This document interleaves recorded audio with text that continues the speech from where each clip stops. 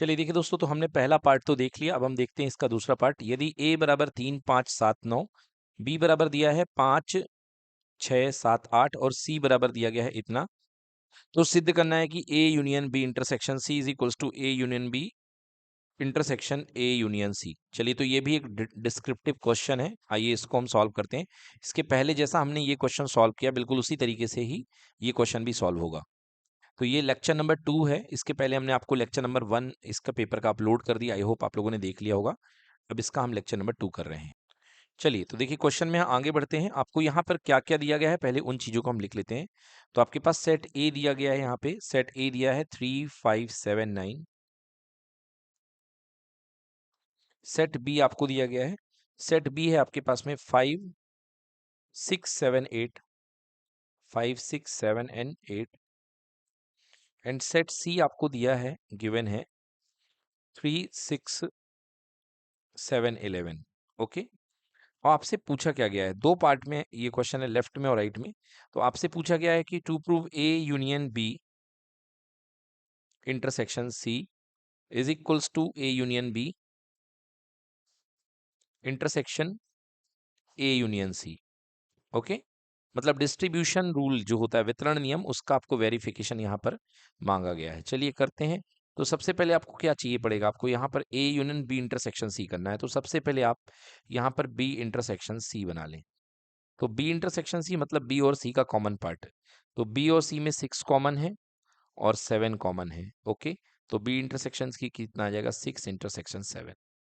और फिर A union B intersection C कर लें। तो ए का इसके साथ यूनियन करेंगे, ए ये है, तो यूनियन में तो सबके सब मर्ज हो जाएंगे। तो 3, 5, 6, 7, 9 सब कुछ आ गया, क्योंकि ये यूनियन है। तो ये यूनियन बन गया हमारे पास। इसको इक्वेशन नंबर आप 1 दे दें। अब आप बनाएं ए यूनियन बी। तो ए यूनियन बी बना लें हम, मतलब ए और बी के कॉमन एलिमेंट, कॉमन नहीं सारे एलिमेंट लिख लें। तो 3, 5, 7, 9 एंड 5, 6, 7, 8। तो 3 यहाँ पे क्या कॉमन है, 5, 5 कॉमन है और 7 भी कॉमन है।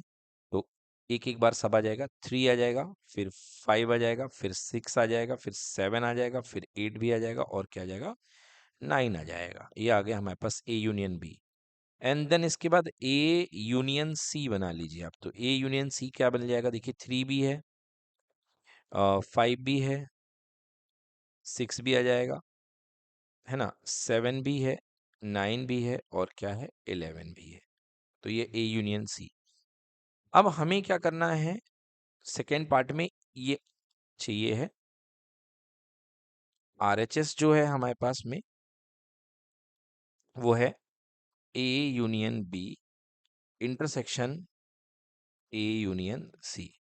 तो हम ए यूनियन बी और ए यूनियन सी का इंटरसेक्शन निकालते हैं यहाँ पे। तो ए यूनियन बी देखिए आपके पास में क्या है, 3, 5, 6, 7, 8, 9 और इंटरसेक्शन ए यूनियन सी क्या है, 3, 5, 6, ठीक ना, 3, 5, 6 और क्या है, 7, 9, 11, 7, 9, 11। अब दोनों का कॉमन पार्ट में लिखता हूँ। तो देखिए 3 भी कॉमन है, 5 भी कॉमन है, 6 भी कॉमन है, 7 भी कॉमन है और 9 भी कॉमन है। सो यहाँ पे ये क्या हो गया आपके पास में, equation number 2। So by 1 and 2 clear हो रहा है यहाँ पे आपके पास में कि A union B intersection C की जो वैल्यू है, एग्जैक्टली वो A union B intersection A union C के इक्वल आ रही है। और यहाँ लिख देंगे वेरीफाइड या सत्यापित हुआ। ठीक है ना। तो नोट कर लें, ये बहुत आसान सा सवाल है, बट इसमें मेहनत लिखने की है थोड़ी सी, तो वो करनी पड़ेगी आपको। Done. Moving to the next question. देखिए क्वेश्चन नंबर 18 पे हम आ चुके हैं। 1/3 + 3 आयोटा के होल क्यूब को a प्लस आई बी की फॉर्म में हमको लिखना है। ठीक ना। तो a प्लस आई बी की फॉर्म में लिखेंगे हम 1/3 + 3 आयोटा का होल क्यूब। तो चलिए ले लेते हैं, हमारे पास जो कॉम्प्लेक्स नंबर है इसे हम z मान लेते हैं, and z equals to 1/3 + 3 iota का होल क्यूब। तो हमारे पास फॉर्मूला होता है, आइडेंटिटी होती है, उस आइडेंटिटी को हम यहाँ पे लगा सकते हैं। इधर आप एलसीएम करके भी इसको सॉल्व कर सकते हैं। तो एलसीएम में आपको ये रहेगा कि आपको 9 का होल क्यूब पता होना चाहिए, तो वो थोड़ा डिफिकल्ट हो जाएगा। तो आप यहाँ पर डायरेक्टली आइडेंटिटी लगाएंगे। कौन सी आइडेंटिटी आप यहाँ पे लगा सकते हैं, देखिए यहाँ पे लिखेंगे यूजिंग ए प्लस बी का whole cube.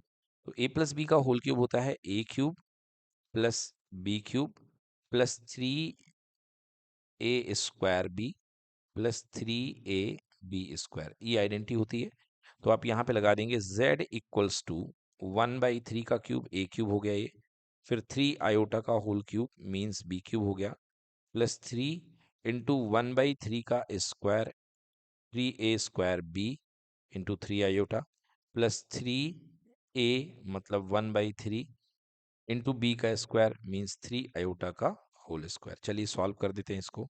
z equals to 1/3 का क्यूब हो गया 27 प्लस ये हो गया 27 iota cube plus 3 into 1/9 into 3 iota plus 3 into 1/3 into 9 iota का स्क्वायर। ठीक है ना।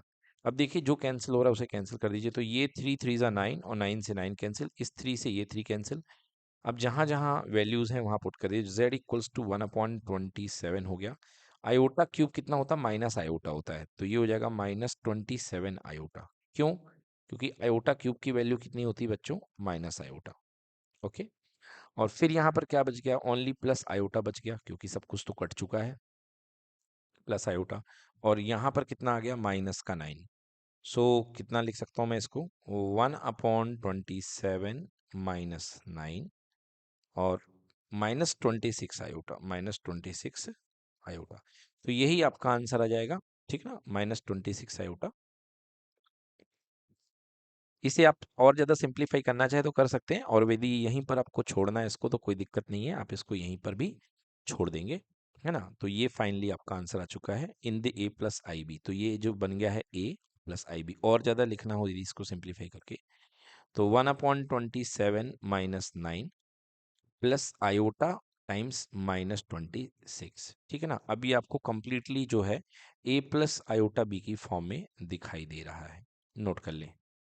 चलिए देखिए अगला क्वेश्चन देखते हैं। अगला क्वेश्चन क्या है, x plus I Y equal to A plus iota B upon A minus iota B. तो आपको प्रूव करना है x² plus y² equal to 1। ये बहुत सिंपल क्वेश्चन है, अगर आप इसको थोड़ा सा आइडिया लगाएं इस पे कॉन्सेप्ट्स, तो बहुत आसानी से आप इसको कर सकते हैं। देखिए आपके पास गिवन क्या है, आपके पास गिवन है x plus iota Y equals to A plus iota B upon A minus iota B. आप क्या कर लीजिए, दोनों तरफ का आप मॉडुलस यानी कि मापांक ले लीजिए। तो ये x प्लस आयोटा वाई का मापांक, और यहाँ पर क्या आ जाएगा आपके पास में a plus iota B whole divided by a minus iota B. अब आपने एक प्रॉपर्टी पढ़ी हुई है, एक प्रगुण होता है कि z1 बाई z2 का होल जो मापांक होता है वो इनके अलग अलग मापांक के इक्वल होता है। z1 मापांक बटे z2 मापांक, यानी modulus of z1 by modulus of z2। और इसका मापांक आप कैसे निकालेंगे, बहुत ही सिंपल है। इसे निकालेंगे x² प्लस y², और फिलहाल इसे अलग कर दीजिए। तो मापांक a प्लस आई बी, और इसे लिख सकते हैं मापांक a plus I into minus B. ठीक ना, ये देखिए क्योंकि b का चिन्ह यहाँ पे निगेटिव है।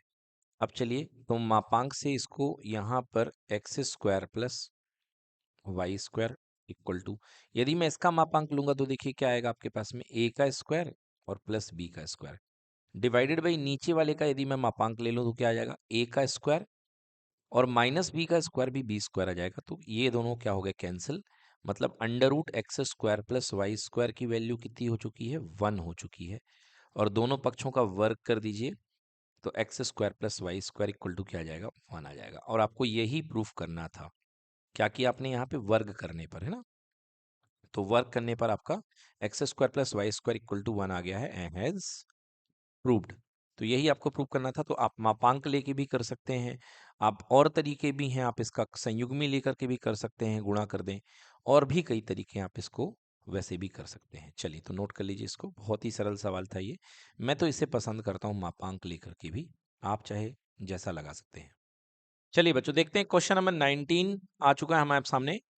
कहा जा रहा है प्रथम सिद्धांत से साइन एक्स का अवकलन ज्ञात कीजिए। तो ये एक ऐसा सवाल था, फर्स्ट प्रिंसिपल से इसमें हमको साइन एक्स का डिफरेंशिएशन फाइंड करना था। और ये एक ऐसा सवाल था, हमने आपको पहले ही कहा था कि ये सवाल एग्जाम में बहुत आता है, इस बार फिर से आया। तो चलिए कैसे सॉल्व करते हैं, देखिए इस क्वेश्चन को। प्रथम सिद्धांत से साइन एक्स का अवकलन हमें फाइंड करना है। तो सबसे पहले हम क्वेश्चन लिख लेते हैं। हमारे पास जो फंक्शन है F X equals to sine X, ये फंक्शन है हमारे पास में। अब हम लिखते हैं यूजिंग फर्स्ट प्रिंसिपल या प्रथम सिद्धांत से।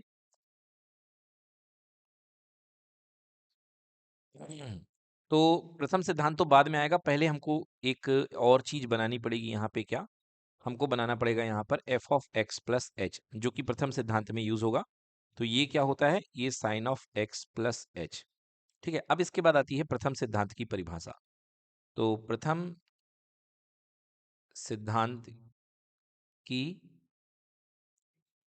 परिभाषा अनुसार, तो प्रथम सिद्धांत की परिभाषा के अनुसार जो हमारे पास डेरिवेटिव होता है, जो हमारे पास अवकलज होता है एफ डैश एक्स, इसका सूत्र क्या होता है, इसका सूत्र होता है limit H tends to zero f of x plus h minus f of x upon h. ये इसका सूत्र हुआ करता है, f of x minus f of x plus h minus f x upon h. तो limit H tends to zero, ये क्या हो जाएगा मेरे पास बेटा, sine of x plus h minus sine of x upon h. So limit H tends to zero. अब यहां पर आप फॉर्मूला अप्लाई कर दीजिए sine c minus sine d का। तो क्या होता है, two sine c minus d by two, मतलब x plus h minus x by two and cos of c plus d by two, है ना। तो x plus h minus x की जगह प्लस एक्स बाई टू, ये होता है आपके पास में फॉर्मूला लग गया। और होल डिवाइडेड बाई क्या बैठा हुआ है, एच बैठा हुआ है। ठीक है, चलिए ये देखिए, ये एक्स से ये एक्स क्या हो जाएगा, कैंसिल हो जाएगा। C minus d by two and c plus d by two, ठीक है, बिल्कुल सही कर रहे हैं हम लोग। और ये ब्रैकेट भी यहाँ पे। चलिए अब इसको सॉल्व करते हैं। तो ये क्या हो जाएगा, limit H tends to zero तो बना ही हुआ है। अब देखिए यहाँ पे टू बैठा हुआ है, ये क्या बच गया मेरे पास, ये बच गया मेरे पास ऊपर ही ऊपर साइन एच बाई टू। और cos of x plus X कितना हो जाएगा, two x plus H whole divide by two, right. और नीचे हमारे पास में क्या बैठा हुआ है, एच बैठा हुआ है। बच्चों थोड़ा सा यहाँ पे हेर फेर करना है। क्या ये जो टू बैठा हुआ है, इस टू को यहाँ मैं लिख सकता हूँ, बेशक लिख सकता हूँ। और यहाँ से इस टू को मुझे हटाना पड़ेगा, है ना। साइन नहीं हटेगा, टू हट जाएगा। तो देखिए ये जो टू था यहाँ पे, ये नीचे आ गया एच बाई टू के। इसका फायदा क्या मिलेगा हमको, अब हम लिमिट को डिस्ट्रीब्यूट कर देते हैं। तो limit H tends to zero, देखिए क्या बन गया, sine H by two divided by H by two. एक तो ये चीज हो गई, लिमिट को वितरण कर दिया, डिस्ट्रीब्यूट मतलब वितरण कर दिया है। और limit H tends to zero cos of two x plus H by two. चलिए अब लिमिट अप्लाई कर दीजिए। तो आप जानते हैं कि स्टैंडर्ड फॉर्मूला हुआ करता है sine x upon x equals to one का। तो यहाँ पे हमारे पास क्या लग जाएगा, स्टैंडर्ड फॉर्मूला लग जाएगा। तो इसकी वैल्यू कितनी आ गई, मेरे पास वन आ चुकी है। और यहाँ पे लिमिट अप्लाई करिए, तो cos of two x plus h की जगह जीरो डिवाइडेड बाई टू। तो क्या हो गया, ये one multiply by cos of two x by two. Two से टू कैंसिल हो गया, फाइनल आंसर मेरे पास क्या बच गया, ओनली कॉस ऑफ एक्स। तो इस तरीके से देखा आपने, जो इसका प्रथम अवकलज आ रहा है, ये कितना आ रहा है हमारे पास में, ये हमारे पास में कॉस एक्स आ रहा है, ठीक है ना। तो साइन एक्स का जो अवकलज हमारे पास बना है प्रथम सिद्धांत से, वो क्या बना है, कॉस एक्स बना है। इसे नोट कर लीजिए, ये क्वेश्चन 4 मार्क्स का है। चलिए अब इसका अथवा वाला सवाल हल करते हैं बच्चों। तो यहाँ पर क्वेश्चन दिया गया है limit x tends to zero cos two x minus one upon cos x minus one, और हमें इसे हल करना है। तो आइए किस तरीके से सॉल्व करते हैं। लिमिट का क्वेश्चन है, ये सीमा ज्ञात करनी है इसमें। तो क्वेश्चन को हम लिख लेते हैं, limit x tends to zero cos two x minus one divided by cos x minus one. तो सबसे पहले फॉर्मूला अप्लाई करने के लिए देखिए यहाँ पे कौन सा फॉर्मूला लगेगा। यहाँ पे फॉर्मूला लग सकता है one minus cos theta is equals to two sine square theta by two.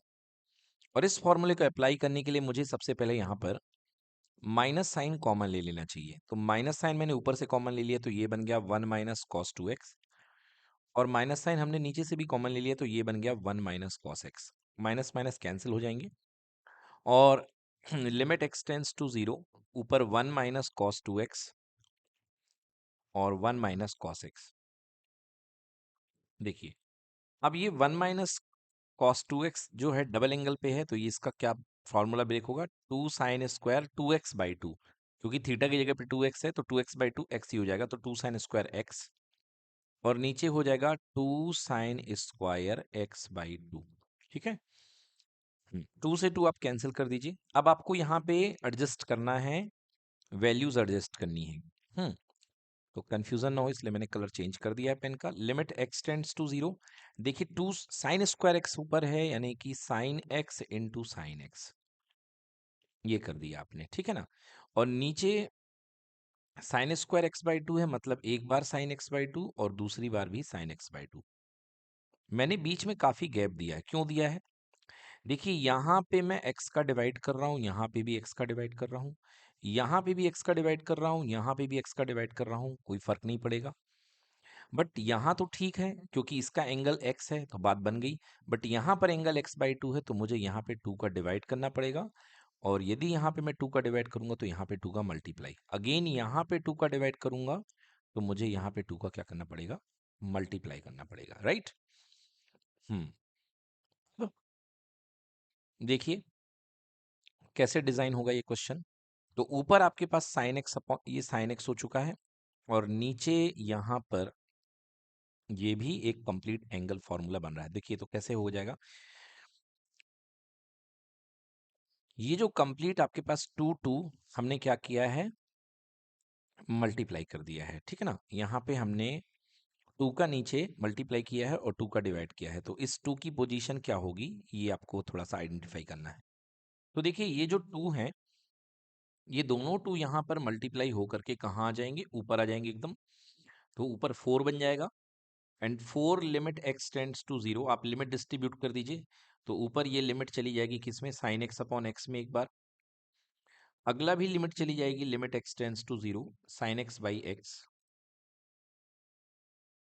और यहाँ पर ये लिमिट डिस्ट्रीब्यूट हो जाएगी, limit x tends to 0 sine x/2 divided by x/2, ठीक है। और जो 2 था हमारा वो तो खैर ऊपर आ चुका है, and then into limit x tends to 0 sine x/2 यहाँ पे भी और x/2 यहाँ पे भी, ठीक है ना।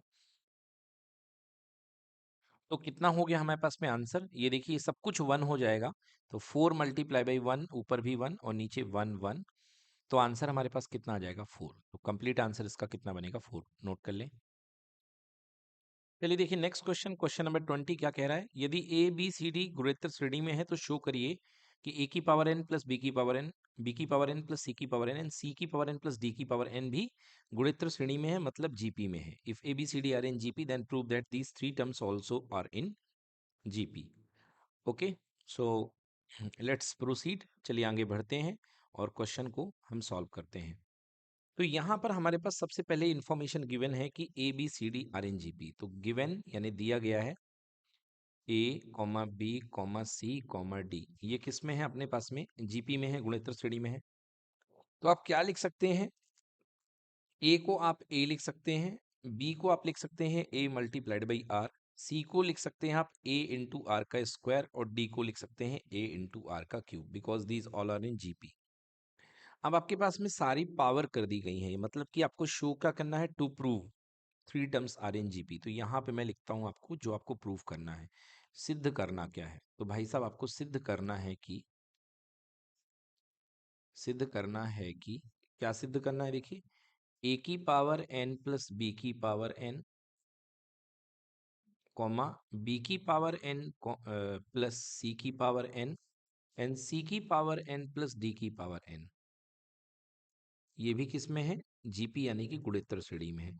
तो पहले हमको ये 3 टर्म डिजाइन करने हैं, सबसे पहला काम हमारे पास ये है कि हम ये 3 टर्म डिजाइन करेंगे। तो हम चलिए डिजाइन करते हैं बारी बारी से। पहला टर्म डिजाइन करते हैं ए की पावर एन प्लस बी की पावर एन, तो ए की पावर एन तो ए की पावर एन ही होगा, और बी जो हो जाएगा वो क्या हो जाएगा, ए आर की पावर एन। इट मीन्स क्या बन जाएगा ये हमारे पास में, ये बन जाएगा ए की पावर एन प्लस ए की पावर एन इंटू आर की पावर एन, जिसमें हम ए की पावर एन अगर कॉमन ले लें तो ये बन जाएगा 1 प्लस आर की पावर एन, इतना हो सकता है, ठीक है ना। चलिए अगला है हमारे पास जो टर्म है वो है b की पावर n प्लस c की पावर n। इसको हमको डिजाइन करना है। तो b की पावर n क्या बनेगा, a r की होल पावर n, और c की पावर n क्या बनेगा, a r स्क्वायर का होल पावर n। चलिए इसको ओपन कर देते हैं। तो ये बन जाएगा मेरे पास a की पावर n r की पावर n प्लस a की पावर n r का पावर 2n। अब यहाँ से अगर आप a की पावर n कॉमन ले लें और r की पावर n भी कॉमन ले लें, है ना, अगर a की पावर n कॉमन ले लें और r की पावर n भी कॉमन ले लें, क्योंकि r की पावर n भी यहाँ पर कॉमन बैठ रहा है। So a to the power n और r to the power n आप कॉमन ले लें तो क्या बचेगा, यहाँ पे देखिए 1 बचेगा पहले टर्म से, क्योंकि आपने पूरा पूरा कॉमन ले लिया, और r की पावर 2n है। तो r की पावर n कॉमन लेने से अंदर क्या बच जाएगा, r की पावर n बच जाएगा। ठीक है ना। तो r की पावर n कॉमन ले लिया आपने, तो 1 प्लस आर की पावर n बच जाएगा, because n plus n 2n बन रहा है। लास्ट c की पावर n प्लस d की पावर n।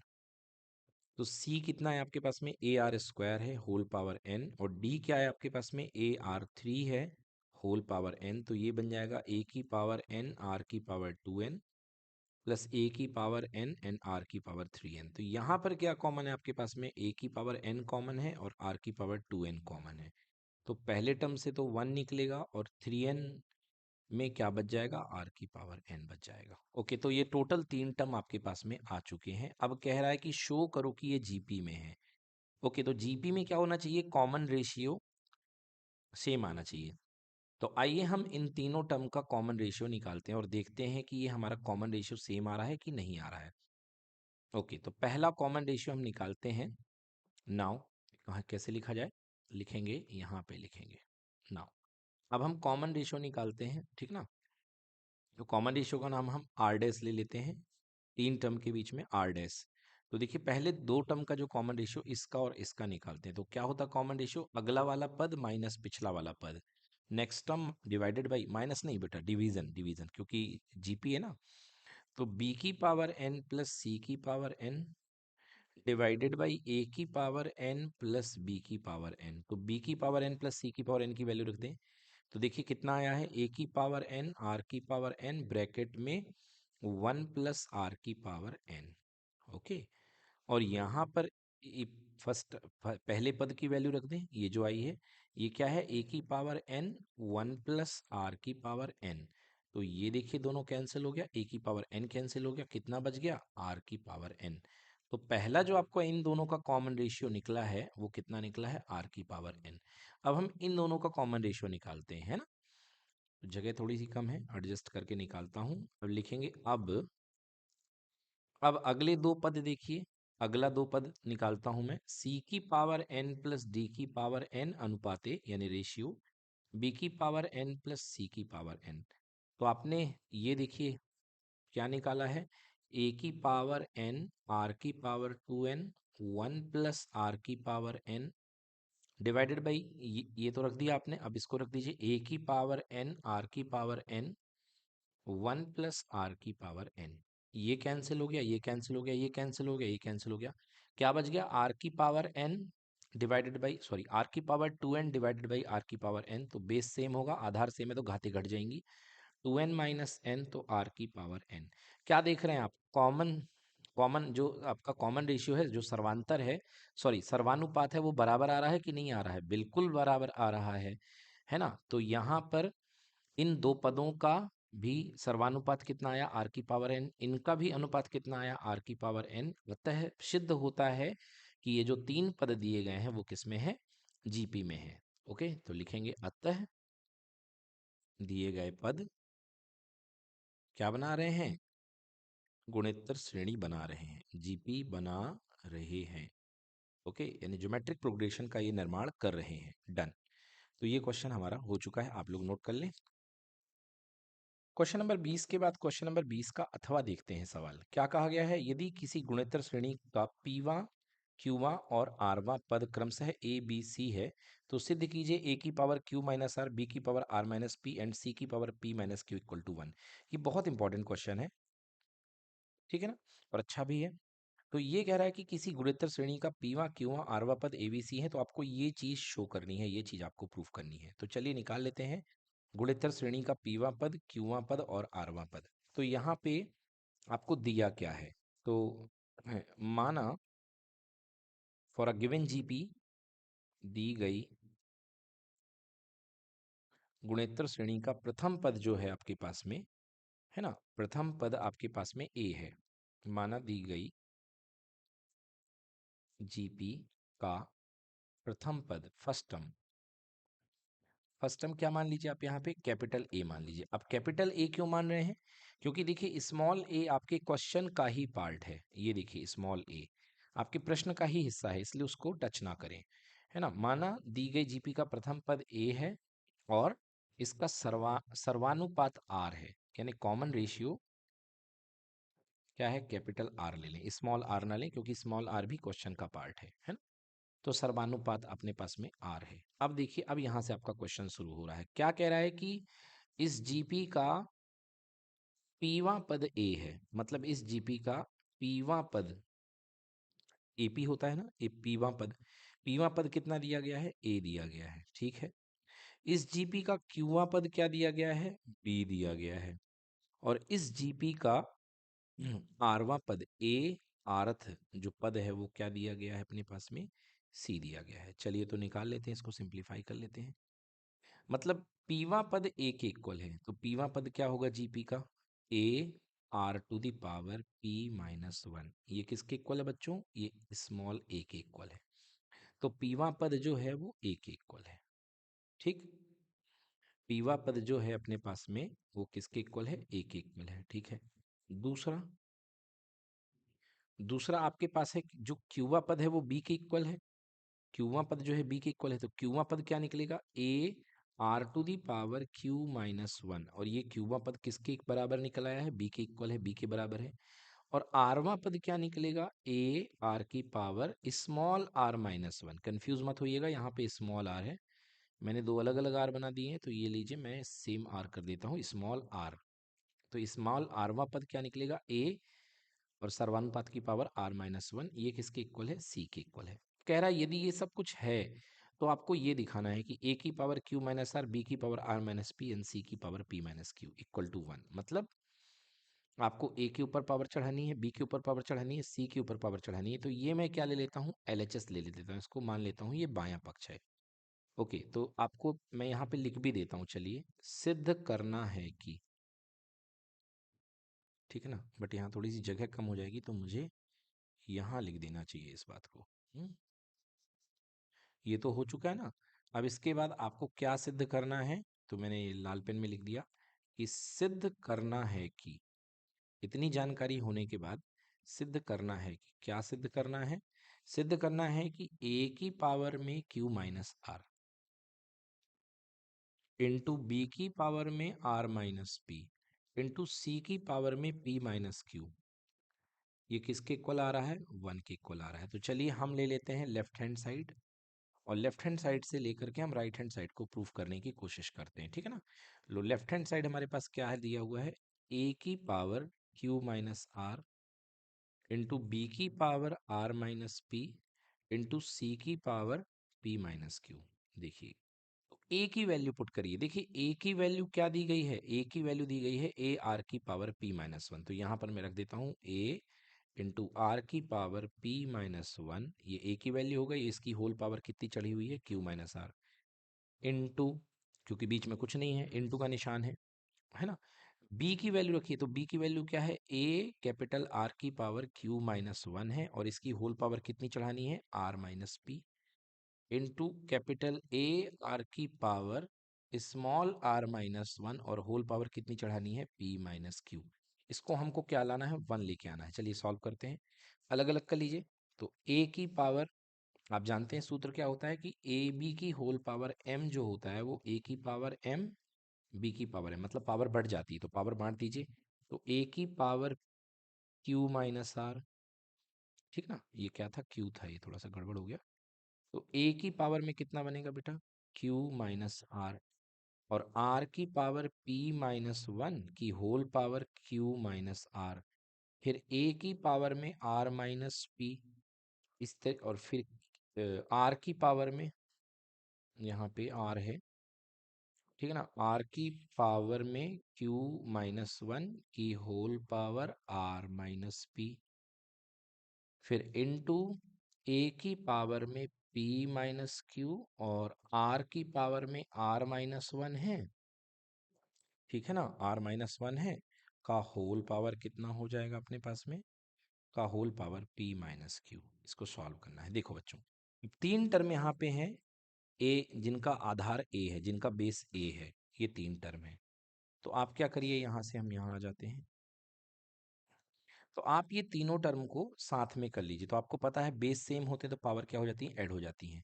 तो ए की पावर में तीन चीजें ऐड हो जाएंगी, q minus r plus r minus p plus p minus q, ये हो गया। और फिर कैपिटल आर की पावर में क्या क्या है, ये देखिए, एक तो ये है, दूसरा ये है, और तीसरा ये है। तो कैपिटल आर की पावर में p minus one into q minus r plus q minus one into r minus p, और फिर लास्ट में क्या चढ़ी है दो पावर, ये है दो power, r minus one into p minus q. तो बच्चों ध्यान से देखिए क्या होने वाला है, ये देखिए क्यू से क्यू कैंसिल हो गया, पी से पी कैंसिल हो गया, आर से आर कैंसिल हो गया। तो बच्चों ये क्या आ गया, ये आ गया ए की पावर जीरो। इसी तरीके से जब आप इसको पूरा सॉल्व करेंगे ना, तो ये भी पूरा खुल जाएगा, और ये पूरी कैंसिल कर देंगे एक दूसरे को, तो ये भी हो जाएगा आर की पावर जीरो। किसी की भी पावर जीरो की वैल्यू वन होती है, तो one into one equals to one, और यही हमारा था क्या, आर एच एस। तो यही हमारा आंसर बनेगा, नोट कर लीजिए। So this is complete. ठीक है, नेक्स्ट क्वेश्चन चलेंगे, बट उसके पहले इसको नोट कर लीजिए। चलिए, तो क्वेश्चन नंबर 20 हमारे पास हो चुका है, अब 21 एंड आई थिंक 24 क्वेश्चन आते हैं ना, 23 आते हैं कि 24 आते हैं, 23 आते हैं। तो हमारे पास तीन ही क्वेश्चन बचे हैं, तो पेपर आज कोशिश करते हैं कि फिनिश हो जाए। चलिए, 21 क्वेश्चन हम कर रहे हैं। ये 21 क्वेश्चन दिया गया, सिद्ध कीजिए sine 2x plus two sine 4x plus sine 6x equal to 4 cos square x sine 4x। ये बड़ा क्वेश्चन है, टिग्नोमेट्री थोड़ा सा परेशान करती भी है। चलिए, तो इसको हम सॉल्व करने की कोशिश करते हैं, देखते हैं कैसे होगा। तो सबसे पहले हम क्वेश्चन का LHS लिख लेते हैं, लेफ्ट हैंड साइड, और हमें राइट हैंड साइड लेकर के आना है। तो लेफ्ट से राइट जाना सरल दिख रहा है, तो मैं लेफ्ट हैंड साइड लिख लेता हूँ, लिखेंगे टेकिंग LHS बायां पक्ष लेने पर। ओके, तो LHS हमारे पास क्या बन रहा है, देखिए LHS हमारे पास क्वेश्चन में दिया गया है साइन 2x दिया गया है, प्लस 2 साइन 4x है, और यहाँ पर क्या है, साइन 6x है ना, प्लस साइन 6x। देखिए, तो आप यहाँ पर देखेंगे कि अगर 6 और 2 ऐड हो जाते हैं तो उसका 8 हो जाएगा, और 8 का आधा 4 हो जाएगा, ये बैठा हुआ है। मतलब कैसे, हमको साइन 2x और साइन 6x को साथ में लेना पड़ेगा, तभी ये क्वेश्चन सॉल्व हो पाएगा। तो sign 2x plus sine 6x ये हमने साथ में ले लिया। ओके, साइन 2x और साइन 6x हमने साथ में ले लिया है। अब आप फॉर्मूला लगाइए, किसका फॉर्मूला लगेगा, sine c plus sine d का, और अभी इसे पीछे भेज दीजिए। किसे पीछे भेज दूं, 2 sin 4x को। इसे आपको कुछ नहीं करना है। तो sine c plus sine d का फॉर्मूला होता है 2 sin c प्लस d/2, यानी कि 2x plus 6x whole divide by 2, and cos of c minus d/2, यानी कि 2x minus 6x divide by 2। ठीक है, ये हो गया। और प्लस, तो ये तो पूरा इसके लिए हमने लिख दिया खोल करके इसको, और ये बचा हुआ है, तो 2 sin 4x आप यहाँ लिख दें। ठीक है, देखिए यहाँ पे कितना आ जाएगा, 2 sin 6x और 2x कितना हो जाएगा, 8x, और 8x का हाफ हो जाएगा 4x। ठीक ना, तो ये अपने पास 2 sin 4x, cos of 2x minus 6x कितना होता है, -4x, और -4x का हाफ कितना हो जाएगा, -2x, cos -2x plus 2 sin 4x। Right, यहां से 2 sin 4x, ठीक है, और cos -2x। तो देखिए cos माइनस थीटा का फॉर्मूला होता है cos थीटा, क्योंकि cos में कोई इफेक्ट नहीं आता है, तो इसे मैं लिख दूंगा cos 2x plus 2 sin 4x। अब अकॉर्डिंग टू द प्रूफ मेरे को sin 4x कॉमन चाहिए है, तो मैं यहाँ से 2 sin 4x कॉमन भी ले लेता हूँ। तो मैंने यहाँ से 2 sin 4x कॉमन ले लिया, तो ये देखिए ये कॉमन आ गया और ये कॉमन आ गया, तो क्या बच गया ब्रैकेट में? ब्रैकेट में बन गया cos 2x + 1। ओके, तो 2 sin 4x, और इसे लिख सकते हो आप 1 + cos 2x। बच्चों 1 + cos 2 थीटा का फॉर्मूला क्या होता है? 1 + cos 2 theta equal to 2 cos² theta by 2। ठीक है ना? तो यहाँ पे क्या हो जाएगा? 2 sin 4x multiplied by 2 cos²। 2x/2 मतलब कितना हो जाएगा? x। अब 2 2 ज़ा 4, so answer will be 4 sin 4x multiplied by cos² x. So this is your answer, 4 sin 4x and cos²x। तो क्या आपको यही प्रूफ करना था? आप खुद देख लीजिए, यही आपको प्रूफ करना था। 4 भी था, sin 4x भी था और cos² भी था। तो इस तरीके से हमने इसे प्रूफ कर लिया है, right? Yes, 4 sin 4x into cos²x। Note कर लें आप लोग इसको। चलिए नेक्स्ट क्वेश्चन देखते हैं बच्चों। क्वेश्चन कह रहा है बिंदु 3 4 -1 2 को मिलाने वाली रेखाखंड के लंब समद्विभाजक रेखा का समीकरण ज्ञात कीजिए। तो ये स्ट्रेट लाइन यानी कि सरल रेखा का क्वेश्चन है। इंग्लिश में find the equation of the right bisector of an line segment joining the point 3, 4 and -1, 2। ठीक है ना? तो चलिए सॉल्व करते हैं इस क्वेश्चन को। किस तरीके से सॉल्व होगा, देखिए क्या सीन दिया गया है, डायग्राम के हिसाब से हम इस क्वेश्चन को डिजाइन करते हैं। आपके पास में 2 पॉइंट दिए गए हैं, एक है 3, 4 एंड -1, 2, -1, 2। आपको कह रहा है कि इसको मिलाने वाली रेखा के लंब समद्विभाजक मतलब परपेंडिकुलर बाइसेक्टर। तो आपको सबसे पहले आपको यहाँ पे मिड पॉइंट निकालना पड़ेगा। ओके, इसको ए मान लीजिए, इसको बी मान लीजिए, और आप यहाँ पे लिखेंगे mid point of line a b, यानी ए बी का मध्य बिंदु। ओके, एम के निर्देशांक, एम के कोऑर्डिनेट्स क्या निकलेंगे देखिए। तो एम के निर्देशांक आपको निकालना है इक्वल्स टू मिड पॉइंट किस तरीके से निकलेगा, दोनों को हिस्सों में बराबर करने वाला, x1 + x2/2, तो 3 ± 1/2 कॉमा 4 + 2/2, राइट? तो 3 - 1 कितना हो गया? 2/2 हो गया, और ये कितना हो गया? 6/2, मतलब 1, 3। ये आपके मिड पॉइंट आ चुके हैं 1, 3। So this point is equals to 1, 3। अब आप लाइन ए बी का स्लोप निकाल लो। ओके, रेखा ए बी की प्रवणता, रेखा ए बी की प्रवणता। तो रेखा ए बी की प्रवणता निकाल लीजिए। आप देखिए क्या होती है प्रवणता, m equals to y2 - y1 upon x2 - x1। तो देखिए y2 ये है 2 -4 अपॉन x2 - x1 -1 -3, तो ये हो गया -2 और ये हो गया -4। माइनस से माइनस कैंसिल, 2/4 मतलब 1/2। मतलब ये जो रेखा आपके सामने ए बी है, ए बी की प्रवणता कितनी है? 1/2। अब आपको निकालनी है इसके लंबवत रेखा का समीकरण। तो आपको चाहनी पड़ेगी इसके लंबवत रेखा की प्रवणता। मान लिया आपने कि इसके लंबवत रेखा की प्रवणता कितनी है? m है। ओके, इसके लंबवत रेखा की प्रवणता m डैश है। तो रूल क्या होता है, अगर दो रेखाएं लंबवत हैं तो प्रवणता का रूल होता है कि दोनों की प्रवणताओं का गुणनफल कितना होता है? -1। तो m into m dash equal to -1 होगा। प्रवणता आपके पास एक कितनी आ चुकी है?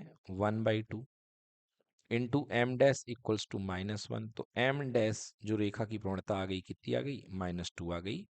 तो ये प्रवणता आ चुकी है इसके लंबवत रेखा की, है ना? तो एम डैश बराबर कितना आ गया? -2। अब आपको रेखा का समीकरण चाहिए है, लंबार्धक का समीकरण। तो देखिए ये जो लंबार्धक है किस बिंदु से जा रहा है? 1, 3 से जा रहा है ना? तो हम लिखेंगे लंबार्धक यानी परपेंडिकुलर बाइसेक्टर का इक्वेशन। तो लंबार्धक का जो इक्वेशन बनेगा, समीकरण बनेगा, वो क्या बनेगा? y - y1 equal to m dash into x minus x1।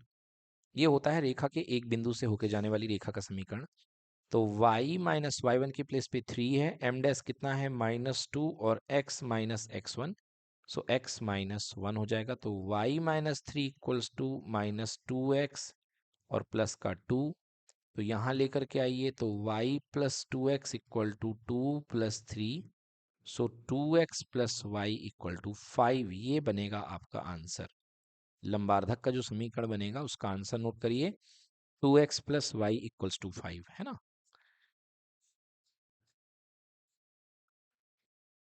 जिन बच्चों ने मध्य बिंदु सही निकाला उनको 1 अंक मिल जाएंगे 1,3 तक। जिन्होंने प्रवणता निकाली है उनको 2 अंक मिल जाएंगे -2। और जिन्होंने समीकरण पूरा निकाला है 2x + y = 5 उसको पूरे पूरे 4 अंक मिल जाएंगे। चलिए देखिए अगला सवाल है, रेखा x/4 + y/6 = 1 पर लंब उस बिंदु से खींची गई रेखा का समीकरण ज्ञात कीजिए जहां यह रेखा y अक्ष से मिलती है। ठीक है ना। देखिए लैंग्वेज थोड़ी सी टफ है इस क्वेश्चन की, जो कह रहा है ना लैंग्वेज परेशान कर रही है। आपके सामने एक रेखा दी गई है x/4 + y/6। तो ये रेखा कैसी जाएगी, देखिए इसका अंतःखंड स्वरूप दिया गया, तो x में 4 लंबाई काट रही है 4,0, और y में कितनी लंबाई काट रही है बेटा 0,6 पॉइंट पे काट रही है। अब कह रहा है कि इस पर लंबवत रेखा का समीकरण ज्ञात कीजिए।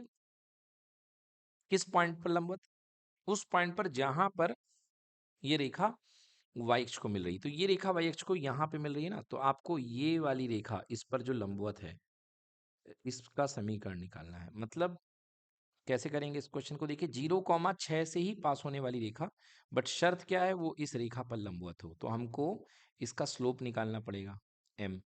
और यदि इसका हमें स्लोप यानी कि प्रवणता आ जाएगी तो इसकी भी प्रवणता हम निकालेंगे। चलिए तो आराम से करते हैं इस क्वेश्चन को, डायग्राम लगेगा इसमें। चलिए तो क्वेश्चन करते हैं। देखिए क्या सीन दिया गया है, सबसे पहले आपके पास में ये मान लीजिए ये एक्स एक्सेस है और ये मान लीजिए वाई एक्सेस है। आपको जो ओरिजिनल लाइन दी गई है वो दी गई है x/4 + y/6 = 1। तो एक लाइन ये आ रही है जो x को 4 इकाई पे काट रही है, अंतःखंड 4 है, मतलब ये पॉइंट होगा 4,0 और ये वाला पॉइंट होगा 0,6। आपको कह रहा है कि आपको इस रेखा पर इस रेखा पर लंबवत एक रेखा का समीकरण चाहिए जो कहाँ से जा रही है, जो उस बिंदु से जा रही है जहां पर ये रेखा y अक्ष को काट रही है। तो y अक्ष पर ये रेखा किस y अक्ष पर y अक्ष को ये रेखा किस बिंदु पर काट रही है 0,6 पर। मतलब कुल मिला के ये हमसे चाह रहे हैं कि आप हमें 0,6 से जाने वाली और जो हम लाइन बता रहे हैं उस पर, जो गिवन लाइन है उस पर लंबवत रेखा का समीकरण दे दो। मतलब कुल मिला के आपको ये जो रेखा है ना इसका आपको समीकरण बताना है। अच्छा ये रेखा किससे जा रही है, ध्यान से देख लो, ये रेखा 0,6 से जा रही है। अब रही बात इसकी प्रवणता की कि इसकी प्रवणता कैसे निकाली जाए। ठीक है ना, तो प्रवणता निकालना इसकी, चलिए निकाल देते हैं। 2 पॉइंट है इसके पास में, एक 0,6 और एक है 4,0। तो प्रवणता निकालना बहुत ही सरल है। प्रवणता किस तरीके से निकाली जा सकती है, इसकी प्रवणता हम m1 मान लेते हैं = y2 - y1/x2 - x1। तो y2 हम ले लेते हैं 6 को, तो 6 - 0/x2 - x1, x2 कितना हो जाएगा 0 - 4। तो बेटा कितना आ गई इसकी प्रवणता 6/-4, मतलब -3/2। ये आ गई प्रवणता। तो इस रेखा की जो प्रवणता आ चुकी है हमारे पास कितनी आ चुकी है -3/2। अब यहाँ पर जो रेड कलर में जो रेखा हमने मानी है बेटा इसकी प्रवणता मैं मान लेता हूँ कितनी, m2 मान लेता हूँ। ओके ये m1 थी और ये m2 थी, दोनों के बीच का कोण कितने डिग्री है 90 डिग्री। तो 90 डिग्री है तो कंडीशन क्या लग जाएगी m1 × m2, प्रवणताओं का गुणनफल कितना होता है -1 होता है। तो m1 की प्रवणता कितनी आई है -3/2 और m2 अज्ञात है, m2 = -1, माइनस से माइनस कैंसिल, m2 जो सेकेंड रेखा की प्रवणता है वो कितनी बन गई 2/3। बहुत बढ़िया। तो ये हमारे पास में 2/3 आ चुका है m2। अब हमें उस रेखा का समीकरण चाहिए है जिसकी प्रवणता 2/3 है, जिसकी प्रवणता क्या है 2/3 आ चुकी है और जो किससे जा रही है बिंदु 0,6 से। तो चलिए निकालते हैं formula, y - y1 = m × x - x1। तो y - y1 की जगह कितना है 6 से जा रही है, m की जगह आया है 2/3 और x - 0। तो y - 6 = 2/3x हो गया या 2x/3। 3 का मल्टीप्लाई कर दीजिए, 3y या 3y, 3 6 18 = 2x। तो 3y = 2x + 18 कर लीजिए, या 2x - 3y + 18 = 0। ये हो गया आपका उस रेखा का समीकरण, नोट कर लें। ठीक है ना। तो आपने क्या निकाली है, आपने प्रवणता निकाली है। सबसे पहले तो प्रवणता आपके पास जो आपकी दी गई रेखा उसकी -3/2 आ गई, तो लंबवत रेखा की प्रवणता आ गई 2/3 और रेखा का समीकरण क्या आ गया, रेखा का समीकरण बन गया आपके पास में 2x - 3y + 18 इक्वल टू 0। चलिए नोट कर लें। चलिए बच्चों, नेक्स्ट लास्ट क्वेश्चन 23 पे हम आ चुके हैं। क्वेश्चन नंबर 23 देखते हैं। निम्नलिखित आंकड़ों के लिए माध्य के सापेक्ष माध्य विचलन ज्ञात करिए। मतलब सबसे पहले हमें मीन निकालना है और फिर उसके बाद हमें मीन डिविएशन निकालना है। तो आंकड़े हमारे लिए इंपॉर्टेंट है। ये आंकड़े हमने देख लिए हैं और आइए अब इसकी हम टेबल बनाते हैं, क्योंकि ये क्वेश्चन जो है टेबल बना करके ही सॉल्व होगा। ओके, तो सबसे पहले आपको यहाँ पे लिखना चाहिए जो भी आंकड़े दिए गए हैं, है ना। तो जो देखिए यहाँ पे प्राप्तांक है और यहाँ पे छात्रों की संख्या है। तो मैं लिख रहा हूँ इसको टेबल बना करके। थोड़ी सी मुझे पहले स्ट्रेट लाइन चाहिए पड़ेगी यहाँ पे। तो ये देखिए, ये प्राप्तांक हो गया और यहाँ पे छात्रों की संख्या हो गया, ठीक ना। अभी बहुत सारे हमें कॉलम की जरूरत पड़ेगी यहाँ पे। उस कॉलम्स को हम बनाते जाते हैं। चलिए थोड़े से कुछ कॉलम बना लेते हैं पहले से ही। चलिए इतने हमने मान लिए हैं, ये कॉलम्स हैं, और एक कॉलम ये हमने बना लिया, ठीक है, काफ़ी इतना। चलिए तो देखिए सबसे पहले यहाँ पे क्या है, प्राप्तांक। प्राप्तांक को इंग्लिश में मार्क्स बोलते हैं, तो यहाँ पे मैंने मार्क्स लिख दिए। तो मार्क्स आपके पास कितने हैं, 10 से लेके 20। पहला मार्क्स आपको दिया गया 10 20 और इस तरीके से 80 तक है ना। तो 10 20, 20 से लेके 30, 30 to 40, 40 to 50, 50 to 60, 60 to 70 and 70 to 80। ये आपके पास मार्क्स है बच्चों के। और यहाँ पर नंबर ऑफ स्टूडेंट को बेटा, नंबर ऑफ स्टूडेंट यानी छात्रों की संख्या, नंबर ऑफ स्टूडेंट, इसे बेटा फ्रीक्वेंसी का नाम दिया जाता है एक्चुअली, है ना। मतलब यही छात्रों की संख्या फ्रीक्वेंसी होती है। तो फ्रीक्वेंसी कितनी दी गई है कि यहाँ पे 23814 832, 23814 832। अब सबसे पहला काम आपका मीन निकालना है। तो मीन निकालने के लिए आपके पास क्या होना चाहिए, मिड पॉइंट होनी चाहिए, जिसको आप क्लास मार्क बोलेंगे, है ना।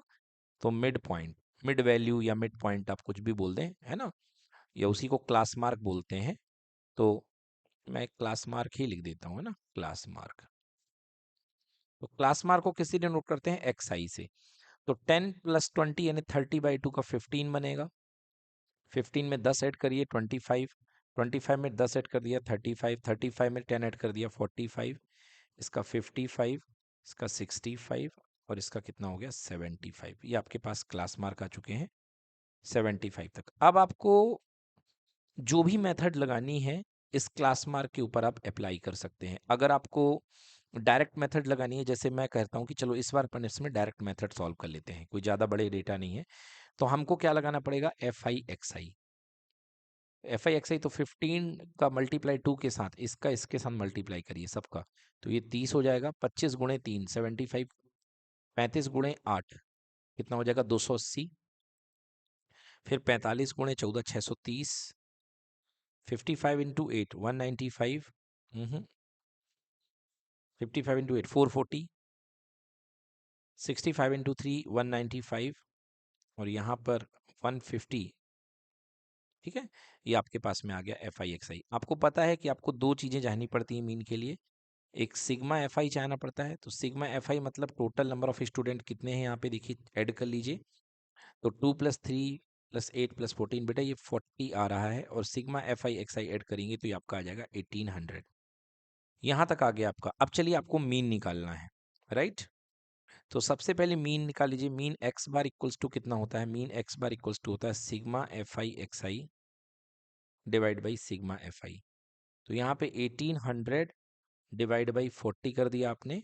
तो 1800 डिवाइड बाई 40 कर दीजिए, तो आपके पास में मीन आ जाएगा 45 आ गया आपके पास में मीन। अब डेविएशन निकालने के लिए क्या होता है बेटा, डेटा डी आई जो होता है वो क्या हुआ करता है, d i is equals to होता है mod of x i minus x bar. मतलब हर डेटा में से आपको 45 माइनस करके उसका मॉड लेना है, समझ गए ना। हर डेटा में आपको 45 माइनस करना है और उसका क्या लेना है, आपको मॉड लेना है। तो एक्स बार यहाँ पर कितना आया आपका, आपका एक्स बार जो है 45 आ गया है, ठीक है। अब आपको हर डेटा में से एक्स आई को आपको क्या करना है, माइनस करना है। और उस, चलिए तो माइनस करते हैं हम अपने पास में यहाँ पे। जीरो से जीरो कैंसिल हो गया, ये 145, ठीक है। अब आपको डेविएशन निकालना है, तो डेविएशन कैसे निकलेगा, mod of x i minus x bar. तो फर्स्ट डेटा आपके पास में कितना है, देखिए फर्स्ट डेटा आपके पास में है 30, तो 30 में से 45 जाएगा तो कितना बचेगा, 15 बच जाएगा मॉड निकालने के बाद, ठीक ना। अगला 75 में से 45 गया तो कितना बचा आपके पास में, 75 में से 45 गया तो आपके पास में 30 बच गया, ठीक है ना। 75 में सॉरी सॉरी गलत लिख दिया मैंने, पहले में तो 15 माइनस किया, दूसरे में मेरे को 25 माइनस करना था ना। हाँ तो ठीक है, आपका 30 बच गया। देन उसके बाद में आपने क्या माइनस किया, 35 माइनस किया है। 35 माइनस करेंगे तो कितना बचेगा आपका, 45 माइनस 35 मतलब कि 10 हो गया। देन 45 माइनस 45 0 हो गया। फिर अगेन 55 माइनस 45 तो 10 हो जाएगा। 65 ये 20 हो जाएगा। और 75 फिर से कितना हो जाएगा, 30 हो जाएगा। ओके, तो यहाँ पर आपके पास में इस तरीके की वैल्यूज बच रही हैं, ठीक है ना। 15 माइनस 45 मैंने यहाँ पे गलत करा ऊपर, देखिए क्योंकि 15 मेरा है ना डेटा, तो x बार माइनस करूंगा तो यहाँ पे कितना आएगा, 30 आएगा। देख लीजिए, आप माइनस करके देख लीजिए, है ना। 45 माइनस 15 करेंगे क्योंकि एक्स आई आपके पास में 15 है, तो 15 और माइनस एक्स बार आपके पास 45 हो गया, तो माइनस 30 आ गया, और माइनस 30 का मैग्नीट्यूड प्लस 30 हो गया, ठीक है ना। एनीवे तो आप जो है इस तरीके से सॉल्व कर देंगे। तो इस तरीके से ही हमने यहाँ भी सही कर लिया 20, अब बिल्कुल सही है हमारे पास। अब आपको क्या निकालना है बेटा, अब आपको निकालना है अगला टेबल जिसका नाम होता है FIDI, है ना। ये मिटा दूं, ये किसी काम की चीज़ नहीं है। अब डेविएशन के लिए आपको अगली टेबल निकालनी है जिसका नाम है FIDI। तो मतलब ये जो डेटा आए हैं आपको इनको फ्रिक्वेंसी से मल्टीप्लाई करना है। तो 30 कितने बार रिपीट हो रहा है, 2 बार, तो 30 गुणे 2 60, 20 गुणे 3 ये भी 60 हो जाएगा, 10 गुणे 8 80 हो जाएगा, जीरो से तो जीरो ही हो जाएगा, 10 इंटू 8 80 हो जाएगा, और 20 into 3 again 60, and 30 into 2 again 60। चलिए अब आपको क्या करना है, सिग्मा निकाल लेना है FIDI का। तो sigma FIDI total deviation, okay, तो इसको आप ऐड करेंगे तो ये कितना आएगा, 400। अब आपको निकालना है मीन डेविएशन अबाउट, है ना, मीन डेविएशन अबाउट मीन। तो मीन डेविएशन अबाउट मीन, तो आपने तो मीन के रिस्पेक्ट में ही डेविएशन निकाला है। तो मीन डेविएशन अबाउट मीन का फॉर्मूला होता है सारे डेविएशन का सम, यानी कि सिग्मा FIDI डिवाइडेड बाई जितनी फ्रीक्वेंसी है सिग्मा FI। तो आपके पास टोटल आया है 400, और यहाँ पर कितना है 45 से डिवाइड कर दीजिए। है, एक मिनट एक मिनट एक मिनट, 45 से क्यों डिवाइड करेंगे भाई, टोटल फ्रिक्वेंसी तो 40 है ना। तो 40 से डिवाइड करेंगे तो जीरो से जीरो कैंसिल हो गया, तो 40/4 आंसर कितना आ गया है, 10। तो बेटा यहाँ पर आपको जो आंसर निकलेगा वो 10 निकलेगा। अब आपकी जब कॉपी चेकिंग होगी तो मेन आपके की पॉइंट्स टीचर ध्यान में रखेंगे, एक तो सिग्मा एफ टोटल फ्रिक्वेंसी आपकी 40 मैच करेंगे, देन इसके बाद में आपका मीन चेक करेंगे, मीन आपका 45 आना चाहिए, और मीन 45 आने के बाद में आपका टोटल डेविएशन जो है वो कितना आना चाहिए, 400 और डिवाइड बाई 40। तो मीन डेविएशन आपका आ जाएगा 400 डिवाइड बाई 40 इक्वल्स टू 10। तो इतनी सारी बातें आपकी मेनली चेक की जाएंगी, और यदि आपने ये सही किया तो आपको 4/4। तो ये क्वेश्चन बहुत इजी आया है, और बताया भी गया आपको कि एक क्वेश्चन इस तरीके का आएगा ही आएगा। चलिए डन। चलिए देखिए, लास्ट क्वेश्चन है आज के पेपर का हमारे पास में। कह रहा दिए गए बारंबारता वितरण के लिए बंटन के लिए माध्य एवं प्रसरण, मतलब कि आपको मीन एंड वेरिएंस आपको यहाँ पे फाइंड करना है। तो चलिए कैसे फाइंड करते हैं, सबसे पहले टेबल हम बना लेते हैं यहाँ पे, फिर उसके बाद आगे कर पाएंगे। तो सबसे पहले टेबल में हमारे पास में यहाँ पे क्लास लिया गया है जिसको हिंदी में वर्ग बोला गया है, वर्ग यानी कि क्लास, ठीक है ना। और लाइन भी चाहिए हमें, तो चलिए ये हमने वर्ग ले लिया है, और यहाँ से एक लाइन ऐसी भी जाने दीजिए क्योंकि काफ़ी सारी जरूरत पड़ेगी अभी। चलिए, तो वर्ग हमारे पास कितना दिया है, 0 से लेकर के 10 दिया गया है, फिर 10 से लेकर के 20, 20 टू 30, 30, 30 टू 40, एंड 40 टू 50।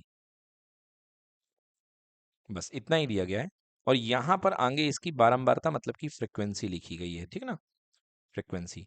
तो 10 यहाँ पे जो फ्रिक्वेंसी रिपीट हो रही है वो हम टेबल बना लेते हैं फ्रिक्वेंसी का। ये देखिए फ्रिक्वेंसी रिपीट हो रही है। अब ये देखिए फ्रिक्वेंसी यहाँ पे कितनी दी गई है, 5 पहले की, फिर दूसरे की 8 दी गई है, देन 15, देन 16, देन 6 यहाँ पे, ठीक है ना। वैसे तो कई मेथड होती हैं, अगर हम डायरेक्ट मेथड से करना चाहें तो सबसे पहले हमें यहाँ पे एक्स आई यानी कि क्लास मार्क बनाना पड़ेगा। तो क्लास मार्क के लिए अब हम नई टेबल बना रहे हैं। देखिए क्लास मार्क के लिए तो 10 प्लस 0 का हाफ यहाँ पे 5 हो जाएगा, 10 प्लस 20 का 15 हो जाएगा, यहाँ पे हो जाएगा 25, यहाँ पे 35, और यहाँ पर कितना हो जाएगा आपके पास में 45। ठीक है, सबसे पहले आपको मीन निकालने की जरूरत होती है। तो अगली टेबल जो आपकी जरूरत पड़ेगी वो बनेगी आपकी एफ आई एक्स आई की। अगर डायरेक्ट मेथड से मैं चल रहा हूँ तब की बात कर रहा हूँ। तो एफ आई एक्स आई से हम मीन निकालते हैं। तो मीन हमारा कितना आएगा, देखिए यहाँ पे मीन 5 इंटू 5 ये 25 हो गया, 15 इंटू 8 120 हो गया, 15 इंटू 25 तो 250, और साथ में 15 इंटू 25 कर ही लेते हैं, कैलकुलेटर भी सामने हमारे। तो 15 इंटू 25 इक्वल्स टू 375, ठीक है ना। तो यहाँ पे आएगा क्या, 375। नाउ 35 इंटू 16, ठीक है, 35 इंटू 16 करेंगे हम। 35 मल्टीप्लाई बाई 16, देखिए कितना आ गया मेरे पास, 560। यहाँ पे 560 आ गया है। 45 से 2 बार पे 90 होता है, तो 9 तिया 270, 270। अब आपको निकालना है सबसे पहले मीन। तो मीन निकालने का formula x bar equal to sigma f i x i upon sigma f i, ठीक है ना। Sigma f i total frequency हम ऐड कर देते हैं। तो 5 8 13, 5 8 13 हो जाएगा, 13 और 6 19, 19 और 16 19 10 29 6 35, और 35 और 15 50, मतलब टोटल फ्रिक्वेंसी यहाँ पे कितनी आ चुकी है, सिग्मा एफ कितना बन चुका है, 50 बन चुका है। चलिए तो पुट करते हैं sigma f i x i upon sigma f i. So x bar equals to sigma f i x i, ये हमको ऐड करना पड़ेगा, है ना। तो क्या क्या है हमारे पास, 25 120, मैं इसको ऐड करता हूँ यहाँ पे, देखिए जो जो मेरे पास में है क्लियर कर लूँ पहले। 25 plus 120 plus 375 plus 560 plus 270 plus सारी चीज़ें हो चुकी हैं। तो ये कितना आ गया, 1350 आ चुका है।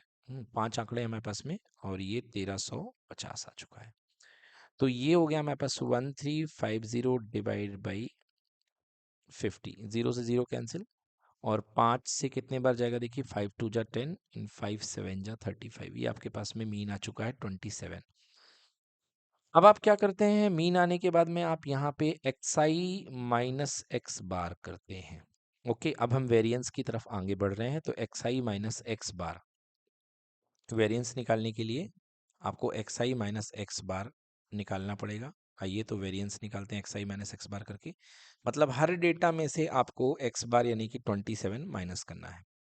हम्म तो 27 माइनस करेंगे आप, फर्स्ट डेटा आपके पास 5 है, तो 5 माइनस 27 कितना हो जाएगा, 22 हो जाएगा, वो भी माइनस का। देन उसके बाद 8 माइनस 27, तो 27 में से आपको 8 माइनस करना है, तो माइनस का 19 आ जाएगा। 8 माइनस 27, 15 माइनस 27 माइनस का 12, 16 माइनस 27 माइनस का 11, एंड 6 माइनस 27 तो माइनस का 21। ओके, 6 माइनस 27 माइनस का 21, ये आपके पास आ गया। फिर आप क्या करते हैं, फिर आप करते हैं x i minus x bar का होल स्क्वायर ले लेते हैं। तो अब ये टेबल आपकी बहुत बड़ी होने वाली है दरअसल। ओके, इस तरीके से ये टेबल आपकी बहुत बड़ी होने वाली है। तो 22 का स्क्वायर 484, 19 का स्क्वायर 361, 12 का स्क्वायर 144, 11 का 121, और 20 का 1 का 441।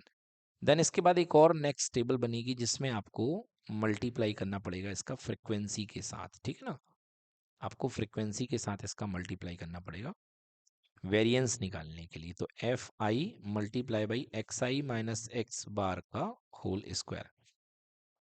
तो 484 मल्टीप्लाइड बाई 5, है ना। तो खूब सारी मेहनत तो लगने वाली है। फिर फाइनली आपको क्या करना है, sigma of f i x i minus x bar का होल स्क्वायर आपको ऐड करके divided by sigma f i कर देना है, ठीक है ना।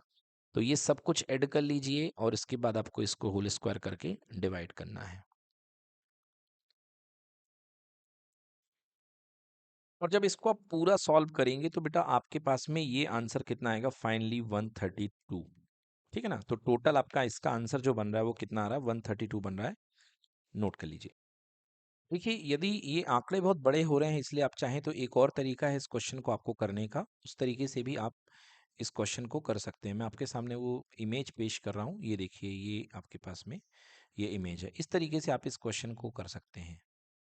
ये देखिए क्लास इंटरवल दिया गया है, सबसे पहले आप क्या निकाल लेंगे, यू आई निकाल लेंगे। तो यू आई निकालने से आपका डेटा एज्यूम्ड मीन मेथड से A25 लेकर के आप आंकड़ों को बहुत कुछ छोटा कर सकते हैं। फिर आपका क्या बन जाएगा, जो डेटा आप भी एक्स आई स्क्वायर कर रहे थे, फिर आप यू आई स्क्वायर करेंगे, फिर एफ आई यू आई निकालेंगे और एफ आई यू आई का होल स्क्वायर। फिर इसके बाद आपको ये फॉर्मूला याद होना चाहिए। मीन तो खैर हमने 27 निकाल ही लिया, उसकी कोई दिक्कत नहीं है। फिर इसके बाद आपको ये डेटा याद होना चाहिए, एच स्क्वायर बाहर रहता है, ओके। और इधर पे क्या हुआ करता है, इधर एफ आई यू आई का whole square upon n minus f i u i upon n का होल स्क्वायर। तो यहाँ पर ये सारी वैल्यूज रख करके आप आंसर कितना आ रहा है, 132। तो थोड़ी सी मेहनत इस पे लगनी है और उस मेहनत को करना पड़ेगा, बिकॉज उसके बगैर आंसर नहीं आ सकता है, ठीक है ना। तो आप यदि पेन पेपर में लेके बैठेंगे ना तो बहुत आराम से आप इसको कर लोगे, कोई दिक्कत होने वाली नहीं है। चलिए, थैंक यू सो मच। आज की क्लास यहीं पर फिनिश होती है। हमने पूरा पेपर आपको करा दिया है एंड आई होप कि आप लोग बहुत अच्छे से अब सब कुछ कर सकते हैं। Thank you so much for being with us. Bye bye.